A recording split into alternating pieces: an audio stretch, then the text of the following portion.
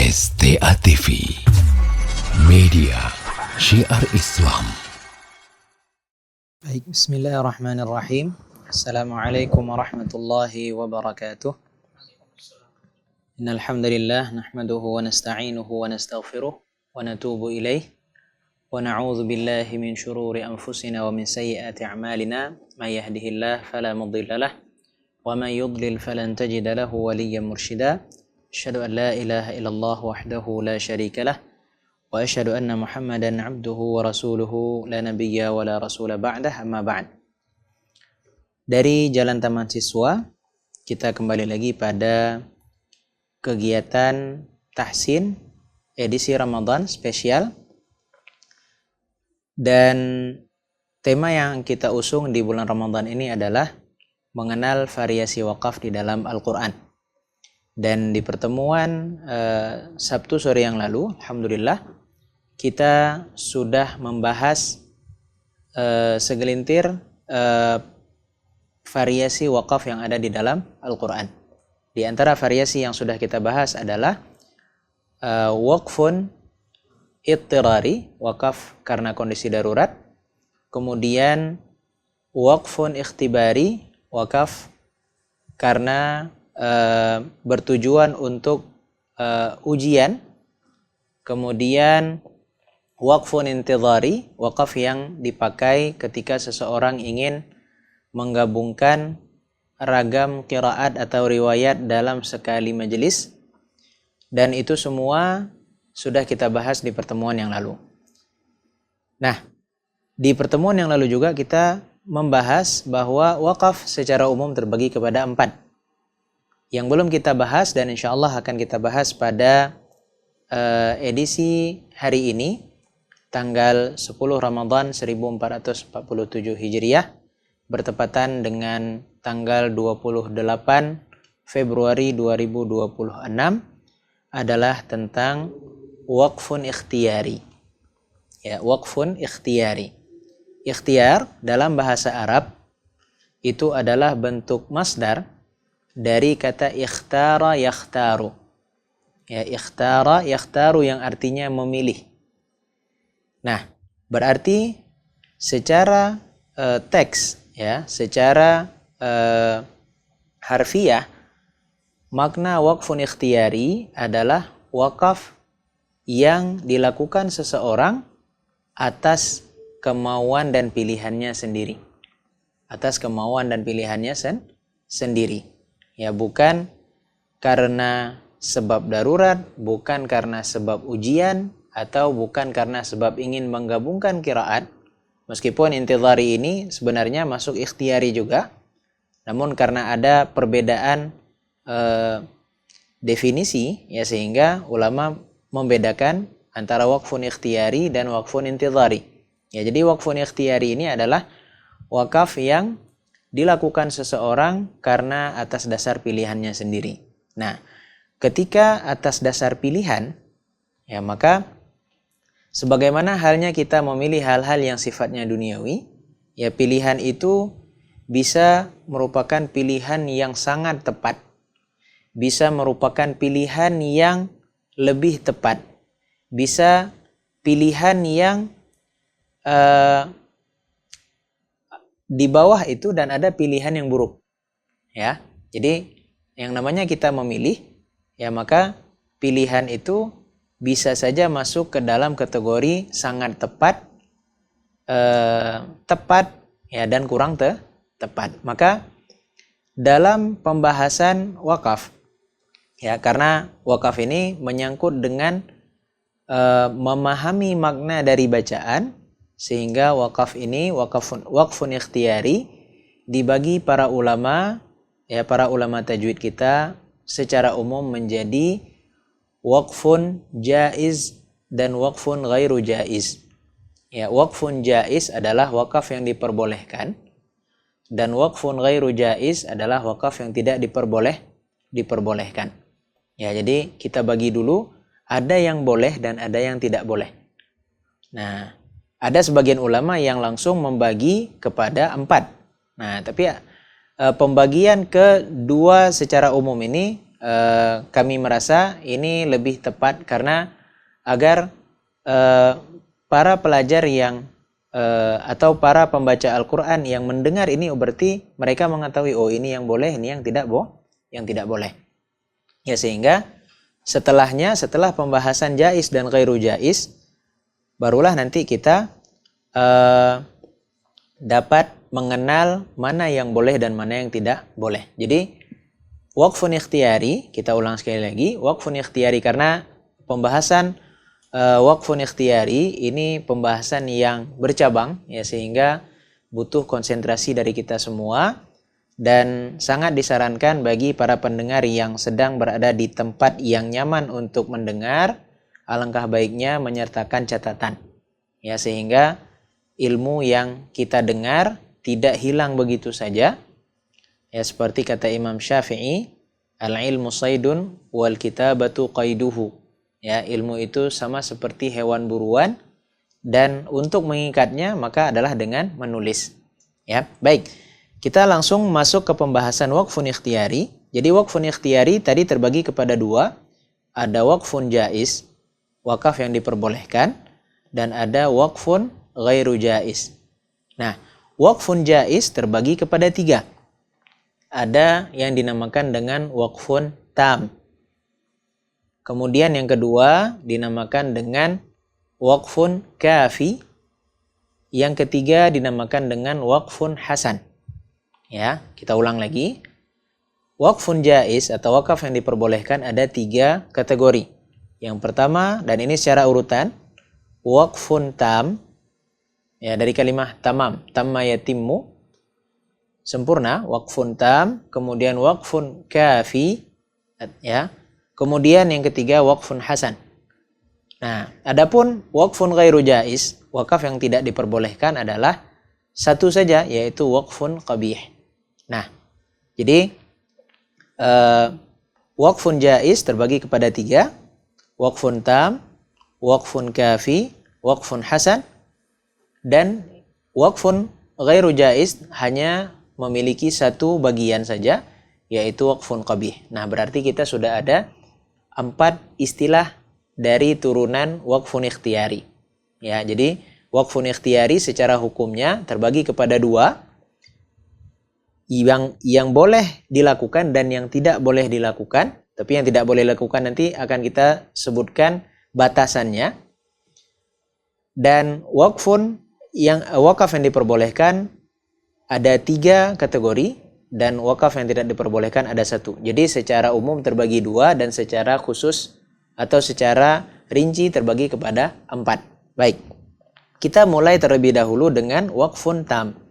Ya, waqfun tam berasal dari kata tamma yatimmu.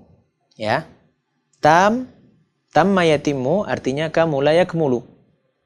Tam berarti kamil. Ya, apa itu kamil? Sempurna, wakaf yang sempurna. Nah, jadi wakaf yang sempurna, ya, salah satu ulama besar tajwid dunia menyampaikan al-waqfu ala kalimatin qur'aniyah, ya, Syekh Aiman Rusdi Suwaid, al-waqfu ala kalimatin qur'aniyah laisa bainaha wa baina ma ba'daha ta'alluqun lafdhiyyun wala ma'nawi yuqafu alaih wa yubtada'u bima ba'dah.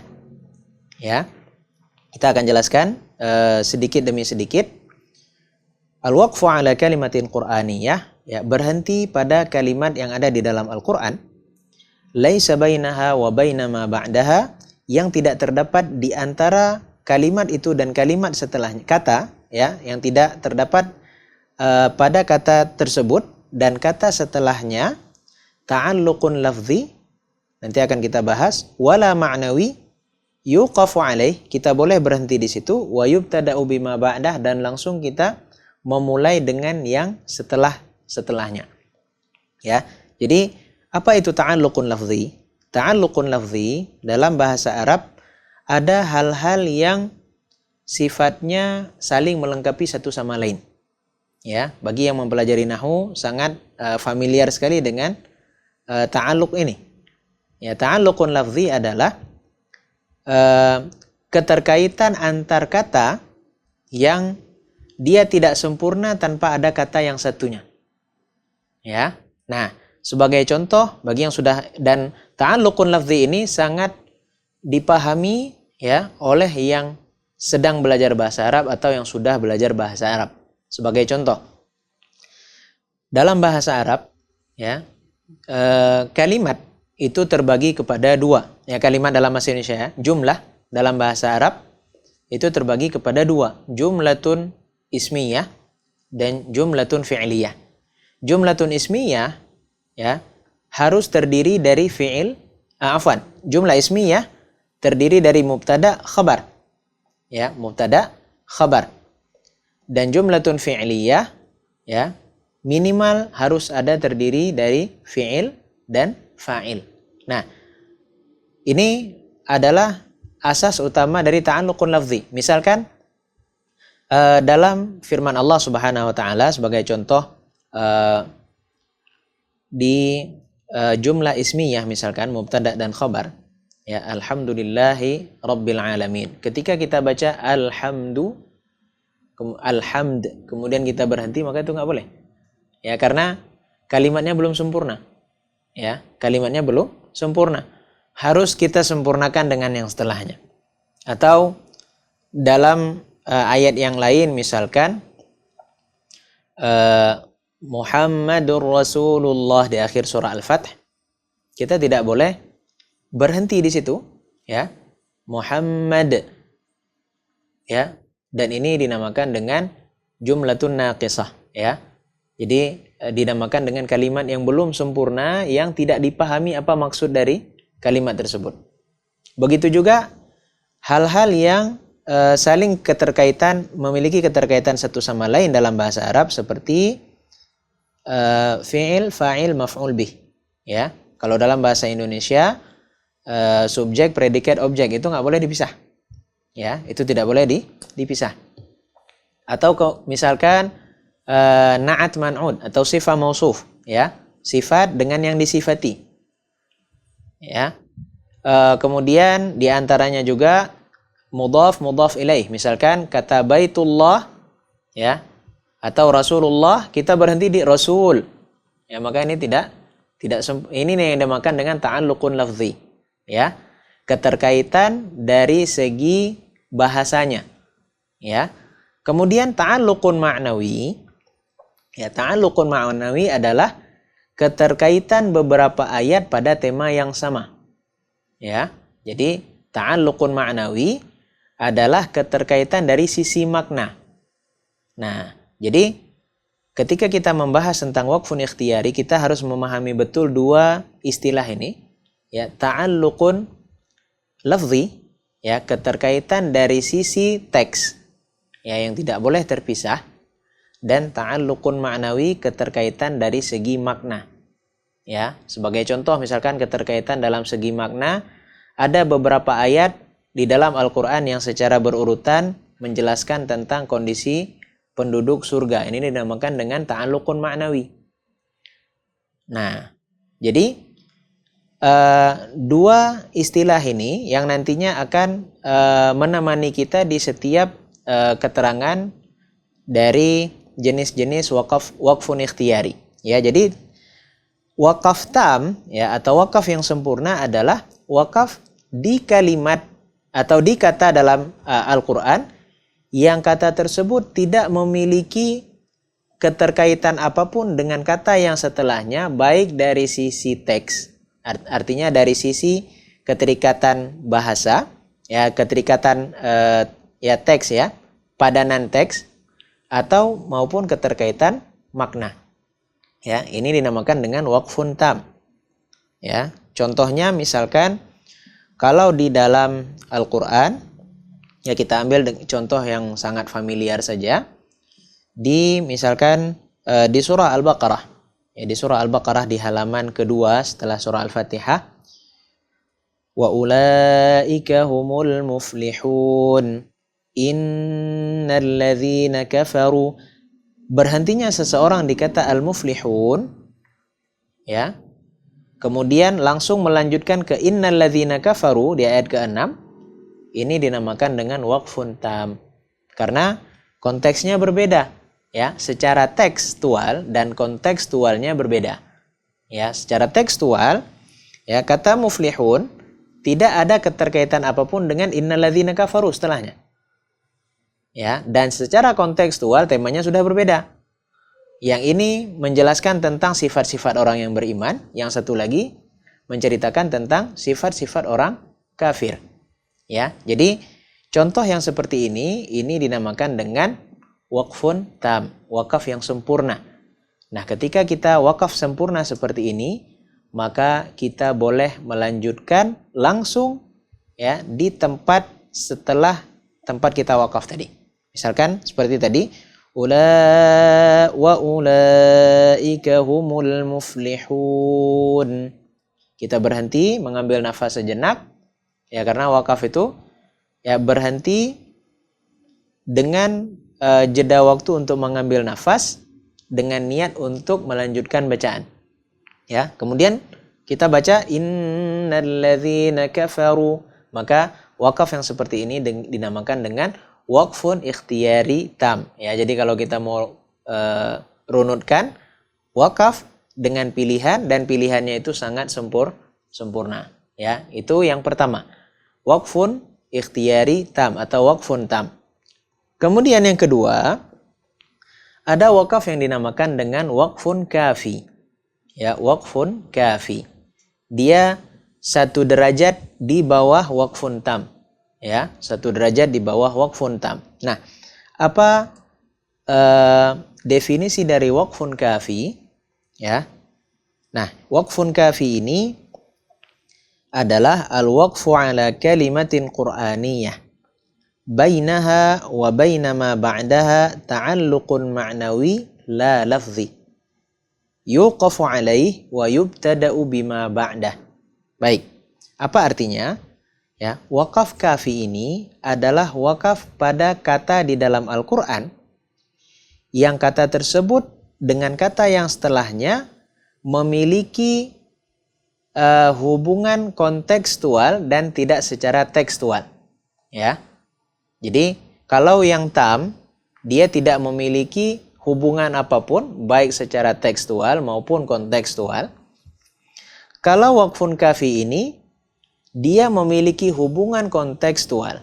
Temanya sama, ya, membahas tentang hal yang sama, tapi secara tekstual dia tidak ada kaitan lagi. Ya.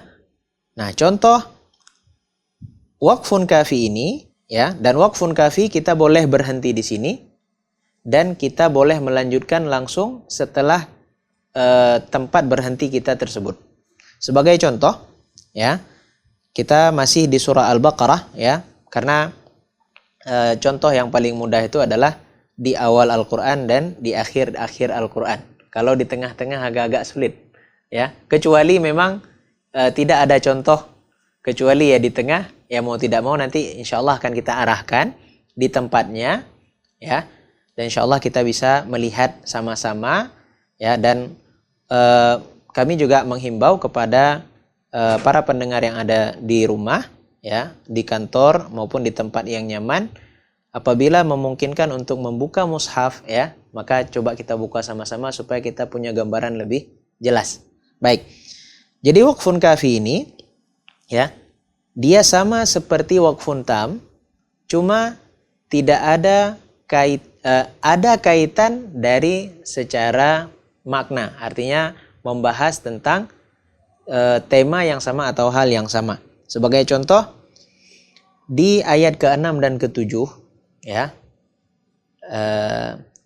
anzartahum am lam tunzirhum la yu'minun, kita berhenti, khatamallahu ala qulubihim wa ala sam'ihim wa ala, ya, khatamallahu ala sam'ihim wa ala ya. Jadi di ayat yang ke-7, ya, khatamallahu ala qulubihim, him, ya, kata hum di sini, kata ganti hum, kembali ke mana? Ke innalladzina kafaru di awal.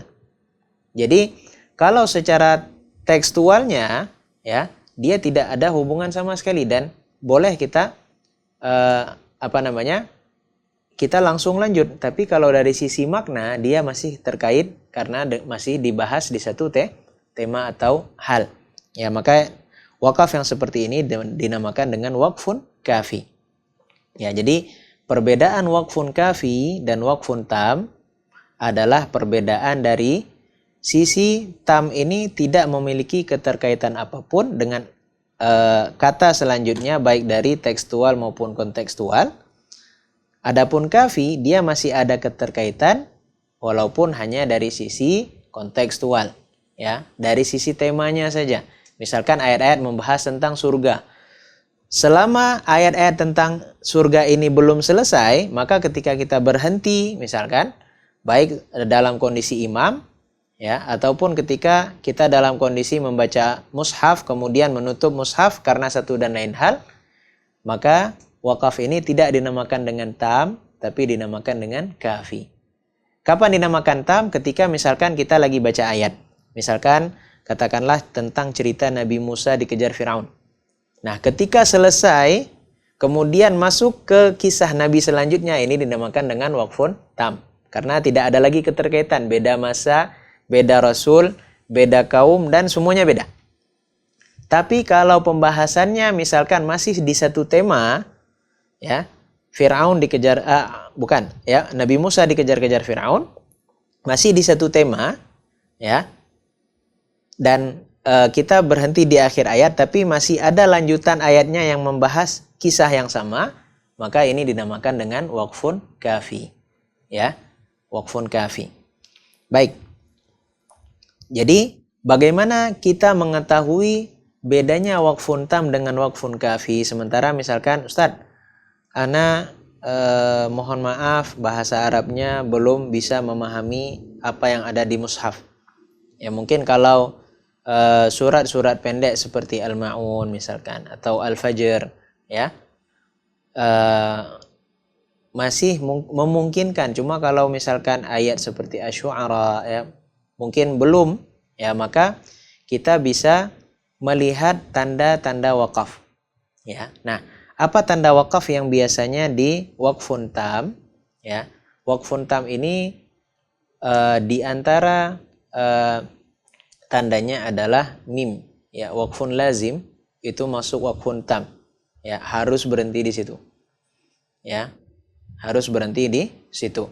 Contohnya misalkan di awal juz 3, ya, di surah Al-Baqarah, tilkar rusulu faddalna ba'dahum ala ba'd, ya, di situ ada tanda mim, ya, itu dinamakan dengan waqfun lazim, ya. Ketika kita berhenti di sini dan memang harus berhenti di situ, ya. Atau misalkan ya, ada di beberapa tempat memang tidak banyak waqfun lazim yang seperti ini, maka ini dinamakan dengan waqfun tam juga, ya. Nah, gimana juga kemudian bagaimana kita mengetahui waqfun tam ini? Waqfun tam ini juga bisa kita ketahui dari kisah-kisah nama nabi atau nama kaum yang disebutkan Allah di dalam awal ayat. Misalkan walutan idz qala, nah, berarti ini sudah waqfun tam, ya. Misalkan wa idz qala rabbuka, ini sudah, ya. Jadi wa idz ini juga bisa menjadi indikator bahwa tempat itu adalah waqfun tam, ya. Nah, kemudian bagaimana lagi? Waqfun tam ini juga setiap akhir surat itu adalah waqfun tam, ya, karena tidak ada keterkaitan secara tekstual maupun kontekstual dengan surat yang setelahnya. Jadi ada beberapa indikator, ya, untuk memudahkan kita mengetahui, oh ternyata ini waqfun tam, ya. Waqfun kafi, ya, indikatornya adalah biasanya dia terletak di akhir ayat, ya, tapi ayat yang kita berhenti itu memiliki kaitan secara makna dengan ayat yang setelahnya, ya, memiliki keterkaitan makna dengan kata yang setelahnya, ya. Baik, kemudian waqfun kafi, ya, waqfun kafi ini juga kita bisa menandainya dengan jim, ya, kata tanda waqaf jim jawaz, ya, kita boleh lanjut, kita boleh tidak lanjut, ya. Ini juga masuk kategori waqfun kafi, ya. Kemudian, ya, setelahnya yang ketiga, setelah kita bahas tadi waqfun tam, waqfun kafi, insyaallah nanti akan kita ulang lagi, ya, untuk merangkum apa yang sudah kita sampaikan di waqfun ikhtiyari. Yang ketiga adalah waqfun hasan, ya, waqfun hasan. Ya, hasan dalam bahasa Arab adalah thayyib, baik. Ya. Jadi kalau misalkan kita buat grade, ya, maka grade waqfun tam adalah grade A. Ya, ini supaya memudahkan saja. Waqfun kafi grade B. Ya. Waqfun hasan grade di bawahnya grade C. Ya, dan nanti waqfun qabih grade D. Ya. Grade A, B, dan C masih dalam kategori aman, ya, yang D tidak lagi aman. Baik, kita lihat, ya, apa itu waqfun hasan. Al-waqfu ala kalimatin qur'aniyah bainaha wa ma ba'daha ta'alluqun lafzi wa ma'nawi illa anna al-waqfa 'alaiha yu'ti ma'nan tamman yuqafu 'alaih wa la yubtada'u bima ba'dah illa ayyakuna ra'sa ayah. Ya, lebih panjang. Ya, nanti insyaallah akan kita bahas satu persatu. Al-waqfu ala kalimatin qur'aniyah sama seperti terjemahan sebelumnya, berhenti di salah satu kata di dalam Al-Qur'an. Ya, kalimah dalam bahasa Arab diterjemahkan ke bahasa Indonesia menjadi kata, sementara jumlah, ya, itu diterjemahkan menjadi kalimat, ya, dalam bahasa Indonesia.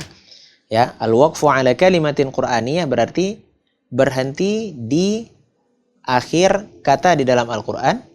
Bainaha wa ma ba'daha ta'alluqun lafziyun wa ma'nawi. Ya. Di antara kata yang kita berhenti tadi dan kata yang setelahnya memiliki keterkaitan teks maupun temanya, maknawinya, ya, secara tekstual dan kontekstualnya. Illa annal waqfa 'alaiha yu'ti ma'nan tamman. Namun berhenti di tempat tersebut, ya, memberikan makna utuh dari yang kita baca tadi, ya, memberikan makna utuh artinya maknanya tidak putus. Yuqafu alaih, ya, kita boleh berhenti di situ. Wala yubtada'u bima ba'dah, ya. Namun ketika kita memulai, kita tidak memulai dari tempat setelah kita berhenti tadi. Ya, illa an yakuna ra'sa ayah, kecuali kalau hal tersebut, ya, terdapat pada akhir ayat. Ya. Sebagai contoh, ya.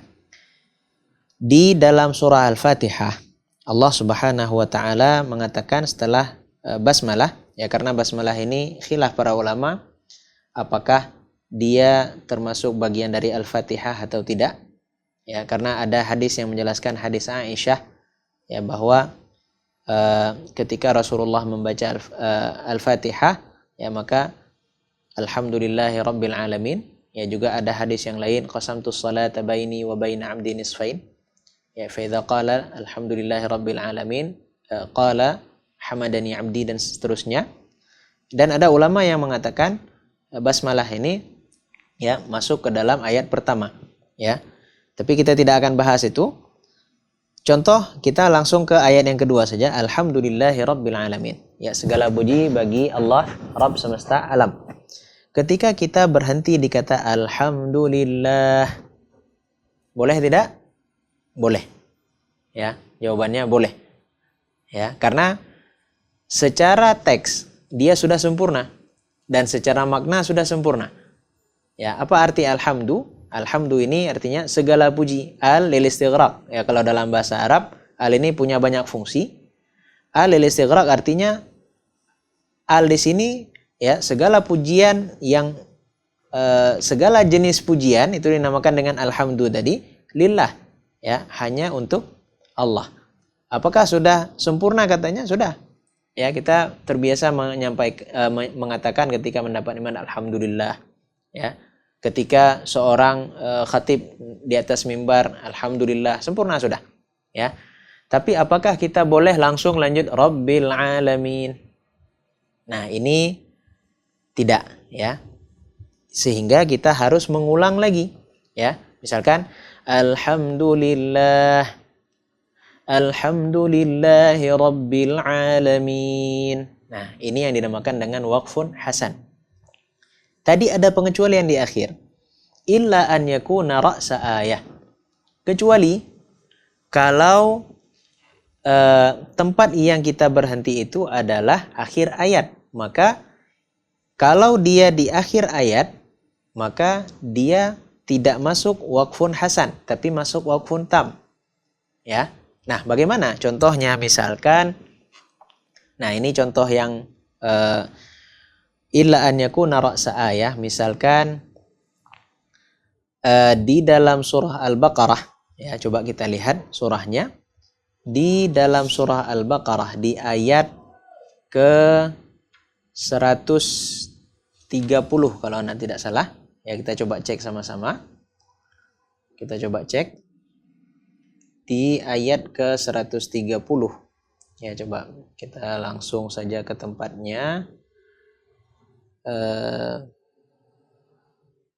Surah Al-Baqarah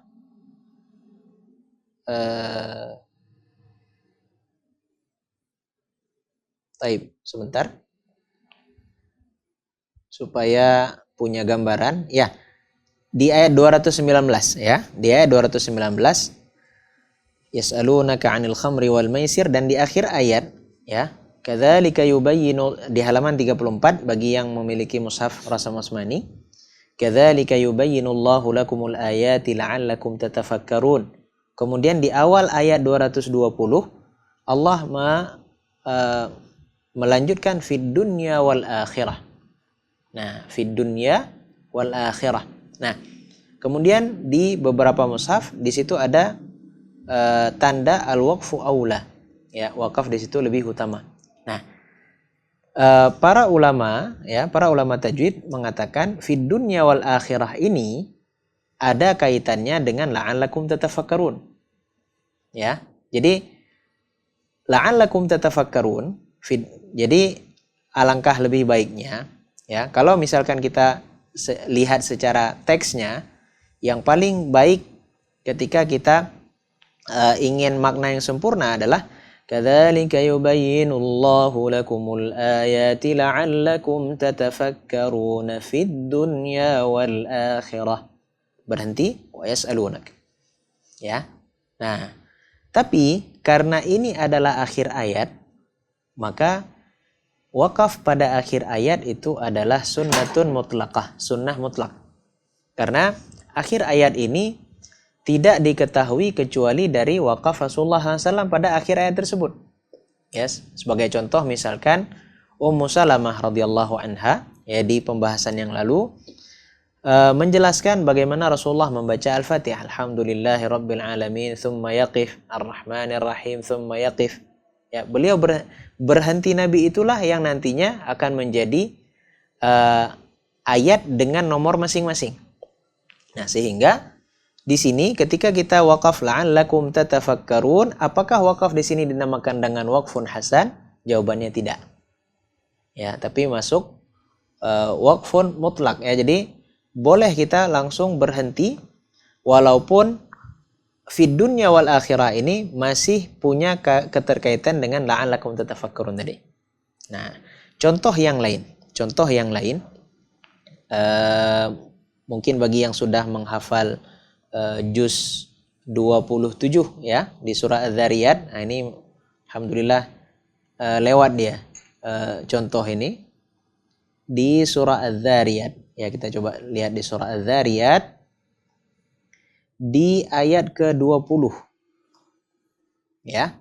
Ya, di ayat ke-20 dan 21. Wa fil ardi ayatul lil muqinin wa fi anfusikum afala tubsirun. Ya, wa fil ardi ayatul lil muqinin. Ya, dan di bumi terdapat tanda-tanda kekuasaan Allah bagi orang-orang yang yakin. Wa fi anfusikum afala tubsirun. Nah, wa fi anfusikum ini masih punya keterkaitan dengan ayat sebelumnya. Ya. Di surah Az-Zariyat ya, surah sebagiannya di juz 26, sebagiannya di juz 27. Tapi ini yang bagian juz 26-nya di ayat 20 dan 21.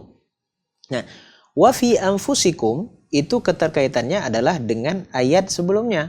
Jadi maknanya adalah seperti ini, wa fil ardi ayatul lil muqinin wa fi anfusikum ayat. Ya, karena ketika ada satu kata dalam Al-Qur'an, ya satu kalimat tidak sempurna, maka yang menyempurnakan makna kalimat itu adalah kalimat sebelumnya. Ya. Jadi misalkan wa fil ardi ayatul lil muqinin wa fi anfusikum. Apa ini wa fi anfusikum? Ya. Jar majrur ini belum punya makna sempurna. Wa fi anfusikum ayatun ukhra. Ya, itu artinya. Jadi ketika kita berhenti wa fil ardi ayatul lil muqinin, maka ini bukan waqfun hasan, ya. Tapi ya ini adalah sunnah kita berhenti di akhir ayat. Ya, karena pembahasan illa ayakuna ra'sa ayah ini ya ditambahkan oleh Syekh Aiman Rifdi Suwaid karena di dalam Al-Qur'an ya banyak sekali ayat-ayat yang memiliki keterkaitan. Dan keterkaitan ini di abad kelima Hijriah ada seorang ulama yang bernama Al-Imam As-Sajawandi. Ya, Al-Imam As-Sajawandi beliaulah yang meletakkan tanda la di atas beberapa nomor ayat. Makanya kita kalau lihat di mushaf cetakan lama ya atau misalkan mushaf cetakan lama Indonesia biasanya terletak di musola-musola, di menasah-menasah, ya, di surau-surau, ya, menasah istilah di musola untuk masyarakat Aceh, ya. Bagi yang mungkin ada pendengar dari yang luar Aceh, ya, bingung apa arti menasah. Menasah itu adalah musola, ya. Jadi kita terkadang mendapati ya tanda la ini terdapat di atas nomor ayat. Kok bisa? Nah, ini yang menjadi pertanyaan kita. Ternyata Al-Imam As-Sajawandi ketika meletakkan ini, beliau ingin menunjukkan kita kepada suatu hal. Apa halnya?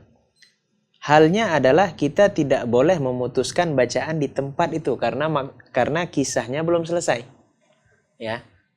Nah, sebagai contoh di sebelum Ramadan ya, ada beberapa surat yang di juz 30 yang memiliki tanda la ini di atas nomor surat. Di antaranya adalah surah Al-Ma'un. Ya, kalau para pendengar melihat di dalam surah Al-Ma'un bagi beberapa cetakan mushaf ada lambang la. Ya, dimulai dari fawailul lil musallin la.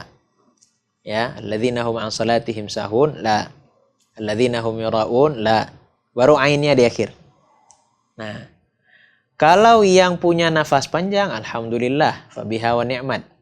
Yang enggak gimana? Sementara Al-Qur'an ini rahmatun lil alamin. Ya. Kalau kita mengikuti artinya memahami la ini memang enggak boleh berhenti sama sekali, ya berarti kita harus latihan pernafasan dulu. Ya. Nah, makanya di sini berikan catatan illa ayyakuna ra'sa ayah, ya. Kalau pembahasannya adalah akhir ayat, maka ini bukan waqfun hasan, ya.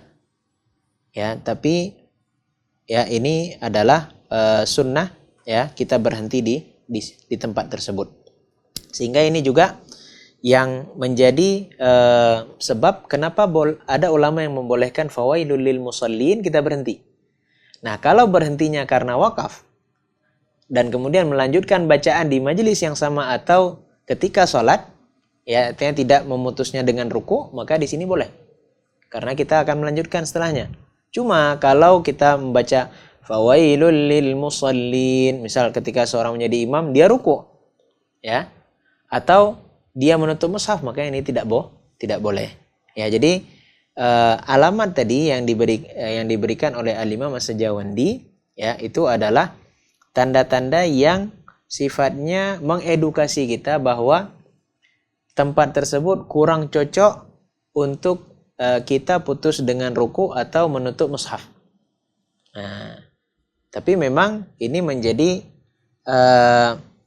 sebab juga beberapa orang ya takut kalau sudah ketemu wakaf di atas nomor ayat ini, karena seperti simpang siur gitu. Kan ini nomor ayat, kenapa nggak boleh berhenti? Kan ini yang menjadi pertanyaan bagi masyarakat hari ini. Ya, jadi jawabannya ada memang beberapa kalau di akhir ayat maka kita boleh berhenti ya secara mutlak ya, dan itu adalah sunnah. Tapi kalau di dalam pertengahan ayat ya maka hendaknya kita melihat kalau kategorinya adalah waqfun hasan bukan waqfun kafi, maka kita harus mengulang dari teks sebelum kita berhenti tadi. Misalkan sebagai contoh tadi, alhamdulillahi rabbil alamin. Ya, alhamdulillahi rabb misalkan. Ya. Alhamdulillah, alhamdulillah misalkan. Kemudian apakah kita lanjut rabbil alamin? Jawabannya tidak. Ya, kita mau mulai lagi dari awal. Alhamdulillahi rabbil alamin. Yaitu adalah waqfun hasan. Ya, jadi sudah ada 3 tadi, waqfun tam yang grade A, waqfun kafi di bawahnya, waqfun hasan. Nah, ketiga ini ya yang dibolehkan untuk kita berhenti ya. Jadi waqfun tam ini yang paling utama. Dan waqfun tam kalau di mushaf cetakan lama, khususnya cetakan Indonesia, waqfun tam ini biasanya kalau kakek-kakek kita, nenek kita biasanya menandakannya dengan ain. Ya. Itu ain itu adalah waqfun tam juga itu. Karena ain itu adalah tempat ya, itu isyarat bahwa di tempat itu sangat tepat untuk seseorang memutuskan bacaan dan ruku. Ya, jadi ain itu adalah isyarat rakaah atau ruku. Ya, ruku aja di situ gitu. Jadi tandanya dengan ain. Ya, ini adalah waqfun tam juga. Ya, tapi kalau yang memakai mushaf Usmani nggak akan ketemu dengan ain ini. Ya, ini adalah beberapa tanda-tanda di mushaf cetakan lama. Ya, nah jadi ketika kita berada di posisi waqfun kafi, waqfun tam, dan waqfun hasan, ketiga-tiganya kita boleh berhenti di situ. Tapi dengan catatan di waqfun hasan kita harus memulai lagi sedikit di teks sebelum terakhir kita berhenti. Misalkan sebagai contoh tadi alhamdulillah, boleh tidak? Boleh. Misalkan kita supaya ingin merasakan bahwa kita memang benar-benar bersyukur kepada Allah, boleh. Alhamdulillah. Tapi setelah itu kita mulai lagi dengan yang dari awal tadi. Jangan langsung rabbil alamin, tapi alhamdulillahi rabbil alamin. Baik. Kemudian ya kita masuk ke waqfun ghairu jaiz ya, wakaf yang tidak diperbolehkan. Wakaf yang tidak diperbolehkan itu adalah ya hanya memiliki satu jenis saja, yaitu waqfun qabih. Qabih dalam bahasa Arab itu adalah ghairu jamil ya, adalah sinonim dari hasan. Kalau tadi hasan baik ya, yang apa istilah bahasa anak muda sekarang cakep ya. Nah, kalau qabih itu nggak cakep ya, tidak bagus ya, jelek, itu namanya waqfun qabih. Nah, waqfun qabih dalam istilah ulama tajwid adalah al-waqfu ala kalimatin qur'aniyah bainaha wa ma ba'daha ta'alluqun lafzi wa ma'nawi. Jadi kalau dari definisi antara hasan dengan qabih, dia masih sama di sini. Ya, ta'alluqun al-waqfu ala kalimatin qur'aniyah bainaha wa ma ba'daha ta'alluqun lafzi wa ma'nawi. Ya, berhenti di satu kata yang kata ini memiliki kaitan dengan kata setelahnya baik secara tekstual maupun kontekstual. Nah, baru setelah itu perbedaannya setelahnya. Illa annal waqfa 'alaiha yu'ti ma'nan naqisan au khati'an. Yu'ti ma'nan naqisan au khati'an ya. Nah, ketika seseorang berhenti di kata tersebut, maka akan menimbulkan makna yang tidak sempurna atau bahkan makna yang salah. Ya, makna yang salah.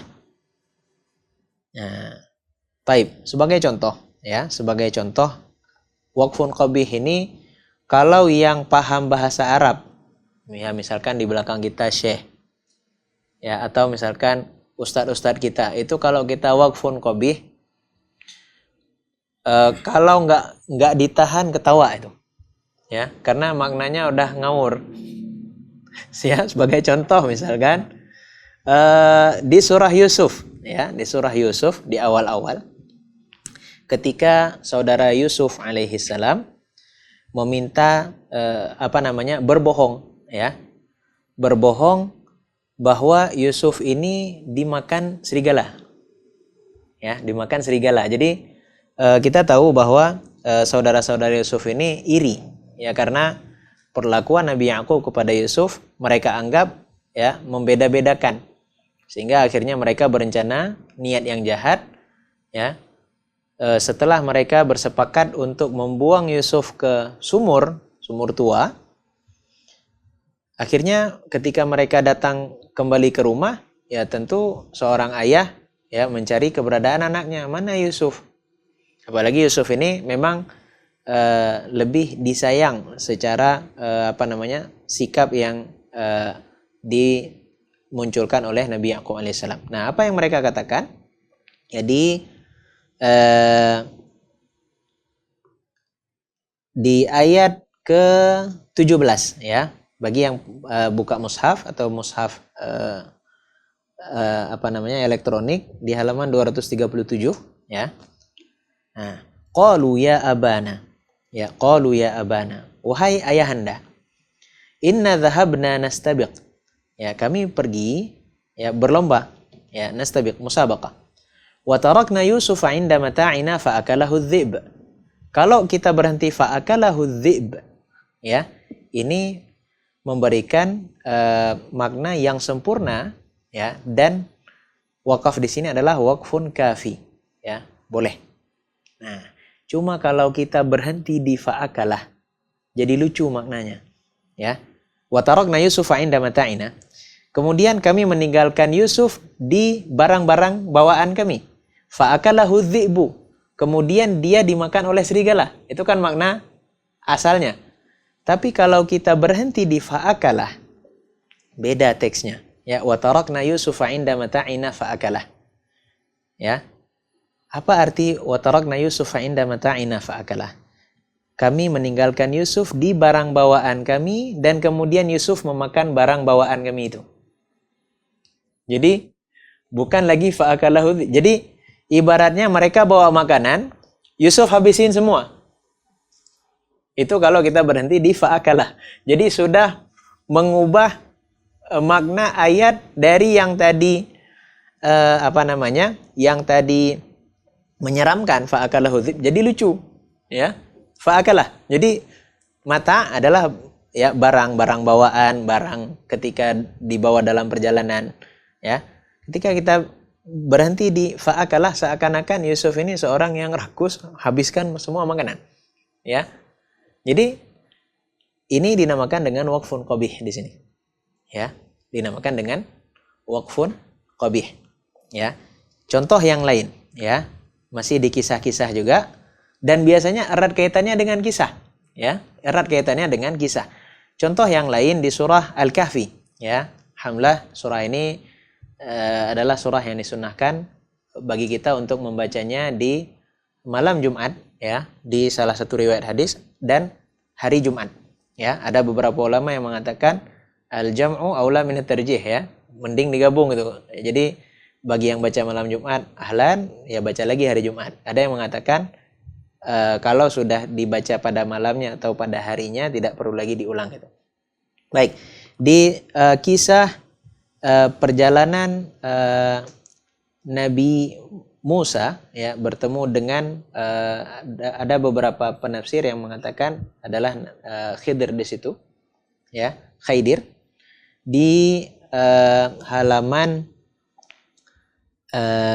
Sebentar. Ya, di ayat ke-70 ya. Apa ayat ke-70 bunyinya? Qala fa in ittaba'tani fala tas'alni an syai'in ya hatta uhditsa laka minhu dzikra. Jadi alangkah baiknya kita berhenti di dzikra ya. Memang akhir ayat. Tapi kalau ada seseorang yang berhenti di kata uhdits, nah ini maknanya lucu, ini enak mau ketawa nih, ya afwan. Apa artinya? Qala fa in ittaba'tani. Ya, jadi ini adalah syarat dari Nabi Khidir ya, menurut salah satu riwayat, kalau engkau ingin mengikutiku, ya in syartiyah di sini. Qala fa in ittaba'tani. Kalau memang engkau mau mengikutiku, fala tas'alni an syai', maka jangan engkau tanyakan apapun. Ada yang aneh ya, dan ada yang mungkin tidak cocok ya, maka jangan engkau tanya sampai saya yang jelaskan. Itu arti ayat tersebut. Tapi kalau kita berhenti di hatta uhdits, ahdatsa yuhditsu dalam bahasa Arab artinya berhadas. Ya, jadi kalau kita berhenti di sini, jangan engkau tanyakan sesuatu kepadaku sampai saya berhadas. Kan lucu jadinya. Ya. Jadi menimbulkan makna yang jauh melenceng. Ya, sehingga waqfun qabih ini ya la yuta'ammadul waqfu alaih ya, tidak boleh berhenti di tempat-tempat yang seperti ini dengan sengaja. Ya. Kenapa di garis bawahi dengan sengaja? Karena kalau tidak sengaja karena darurat maka boleh. Tapi dengan syarat kita mengambil dari teks yang sebelumnya. Ya, jadi itu tadi ya pembahasan waqfun ikhtiyari ada 4, waqfun tam ya, tidak memiliki kaitan apapun baik tekstual maupun kontekstual. Waqfun kafi hanya memiliki kaitan kontekstual, artinya di tema yang sama. Kemudian waqfun hasan ya, memiliki kaitan tekstual dan kontekstual tapi berhenti di situ, memunculkan makna yang sempurna. Dan yang keempat adalah ya ketika berhenti di kata tersebut ya akan menimbulkan makna yang kurang atau makna yang salah ya. Maka boleh bagi kita untuk berhenti di 3 jenis wakaf yang pertama, dan tidak boleh kita berhenti di waqfun qabih kecuali dalam kondisi darurat, sesak nafas ya, bersin, sebagaimana yang sudah kita bahas di waqfun ittirari yang lalu ya. Maka ini yang bisa kita sampaikan sebagai pelengkap dari pembahasan tentang wakaf ya.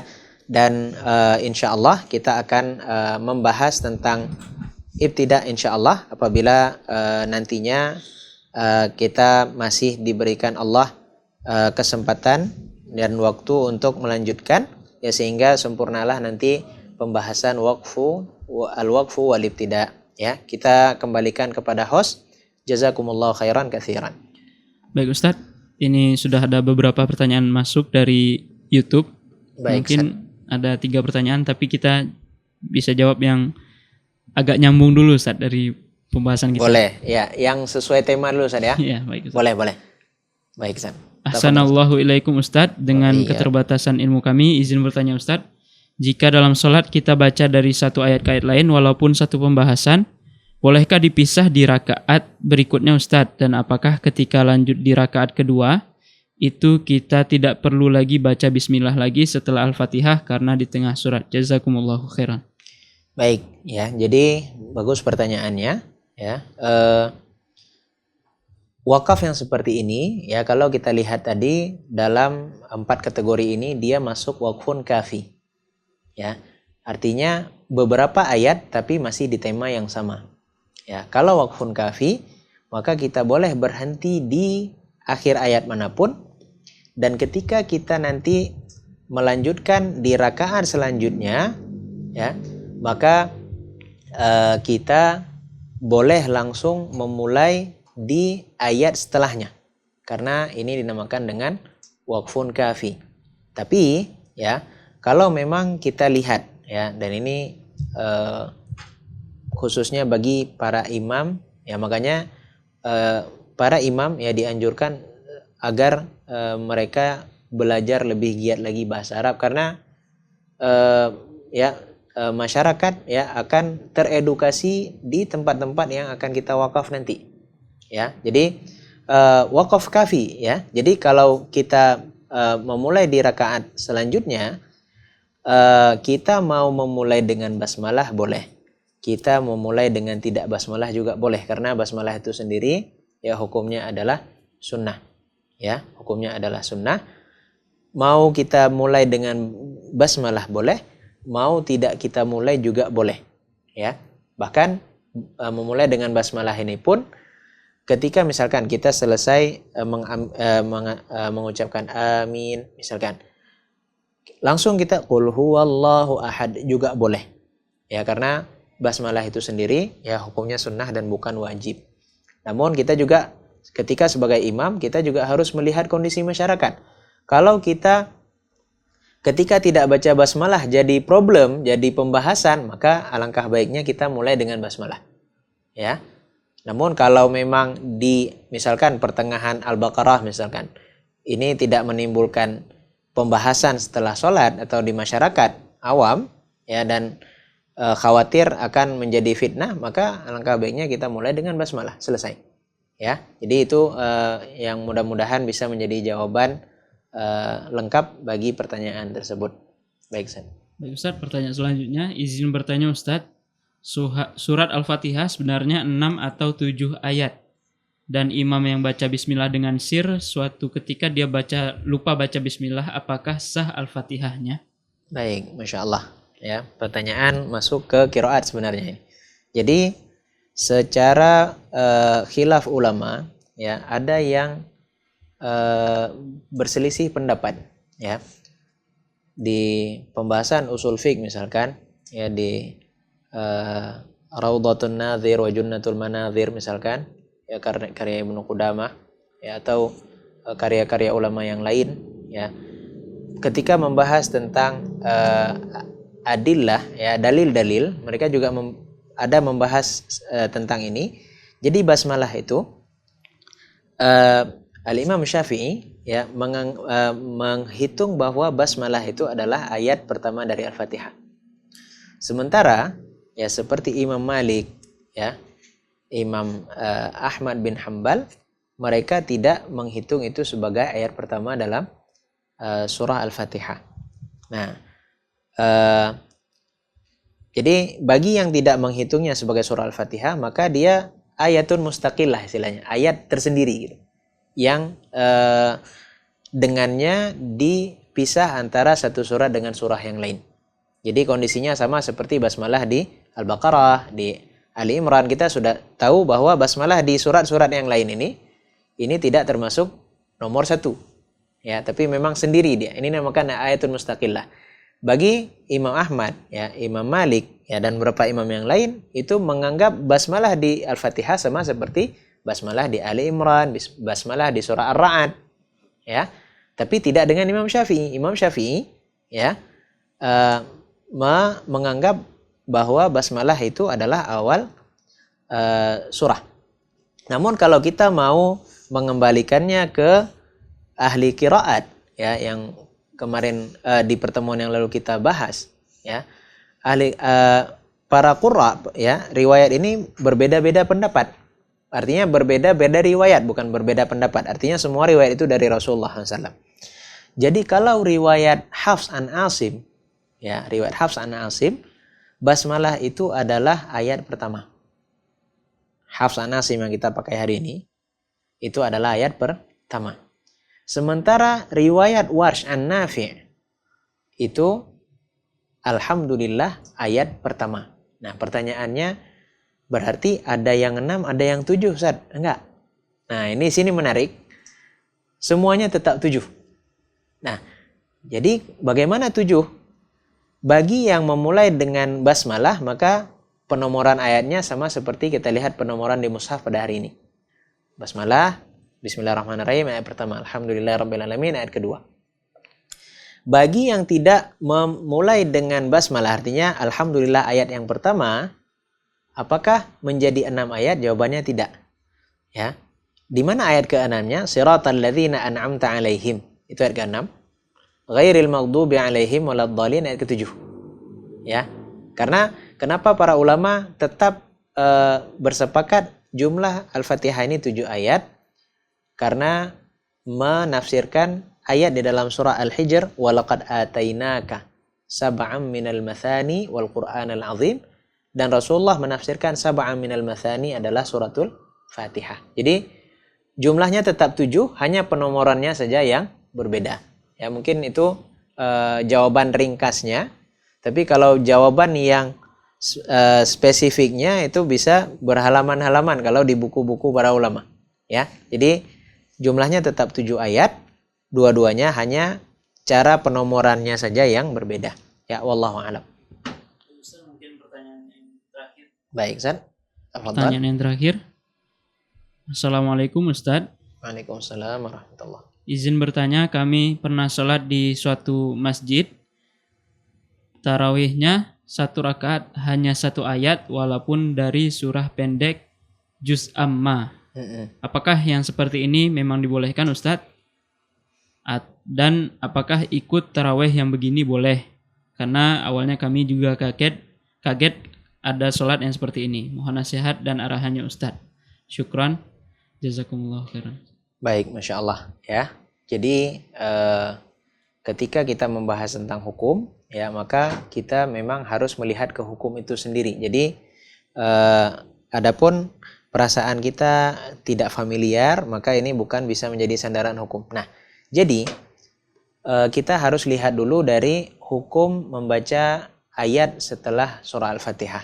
Jadi dalam salat itu ada syarat, ada rukun, dan ada sunnah. Ya, dan di dalam mazhab Imam Syafi'i ada ini dinamakan dengan istilah ab'ad. Ya, ab'ad ini adalah sunnah muakkadahnya. Nah, membaca surat itu masuk ke dalam sunnah. Artinya, ya, apabila ditinggalkan maka ibadah itu tetap sah. Ya, tapi tentu kita merugi karena ada pahala-pahala yang Allah siapkan untuk yang sunnah ini.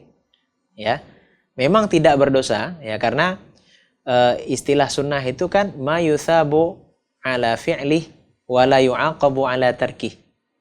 Diberikan pahala ketika dilakukan dan tidak dihitung dosa ketika ditinggalkan. Ya, tapi kalau secara secara hitungan pahala kita rugi, kita tidak dapat pahala. Nah, jadi kalau misalkan seseorang, ya, mengimami tarawih, kemudian dia membaca amin, ya, bersama jamaah, kemudian dia langsung ruku Allahu Akbar, apakah sholat sah? Sah. Ya, ini lebih dari yang itu tadi, ya. Nah, jadi kalau membaca ayat setelah Al-Fatihah, maka para ulama, ya, memberi batasan, ya, minimal itu 1 ayat, aqalluha ayah. Nah, dan dulu kami pernah membaca buku fikih, ya. Nama bukunya adalah Kifayatul Akhyar, Syarh Ghayatil Ikhtisar. Jadi syarah matan takrib, ya, ada namanya Kifayatul Akhyar, aqalluha ayah. Dan di situ disebutkan contoh ketika seseorang membaca 1 ayat walaupun dia ayat itu tidak sempurna, tapi sholatnya sah dan mendapat pahala sunniyahnya. Contoh misalkan di dalam buku itu dijelaskan kalau seseorang membaca setelah Al-Fatihah mudahammatan, ini di surah Ar-Rahman. Ya, ini mudahammatan ini dia kata sifat, ya. Yang disifati nggak disebutkan di situ, ya. Tapi apakah sah? Sah. Nah, jadi kalau ditanya tentang sah atau tidak sah, jawabannya sah. Tapi apakah layak? Jawabannya kurang layak. Kenapa? Karena Al-Quran ini korelasi antar ayatnya itu memberikan makna lebih luas. Ya, jadi kenapa kita membatasi dengan satu ayat terlebih ayat ini memiliki hubungan dengan ayat setelahnya. Jadi kalau dibahas sah, apakah sah? Jawabannya iya, sah. Bahkan ketika seseorang tidak membaca apapun di rakaat pertama, kedua, ketiga, dan keempat hanya Al-Fatihah saja, ya setelah takbiratul ihram, maka sholatnya tetap sah. Cuma apakah layak sholat yang seperti ini? Ya kita malu dengan Allah Subhanahu wa taala. Ya masa kita hitung-hitungan dalam ayat. Ya, kita hitung-hitungan dalam ayat. Misalkan berarti kalau seperti itu surah Al-Ikhlas dibagi 4 rakaat. Ya, qul huwallahu ahad, Allahu akbar. Allahu samad, Allahu akbar. Ya, boleh-boleh saja, sah-sah saja, tapi masa iya kita betah berjam-jam misalkan di depan gadget ya untuk menyempurnakan surah-surah pendek saja satu-satu surat. Ya, ini bagi kami pribadi melihat ini kurang layak. Ya, jadi bagi para imam yang mendengar ini ya, apakah sah? Jawabannya sah. Tapi kita sebagai imam juga kita ada imam itu kan pemimpin ya yang ditiru. Jadi khawatir ada yang meniru kita dari sisi itu, meskipun itu sah tapi kan kurang layak ya, kurang layak. Ya, jadi itu jawabannya. Dia berarti sholatnya sah. Ya, tapi sayang kalau seperti itu, karena setiap surat itu, apalagi surat pendek, dia mempunyai makna yang lengkap. Jadi kenapa kita pilah-pilah satu-satu ayat seperti tadi? Ya, wallahu a'lam bishawab.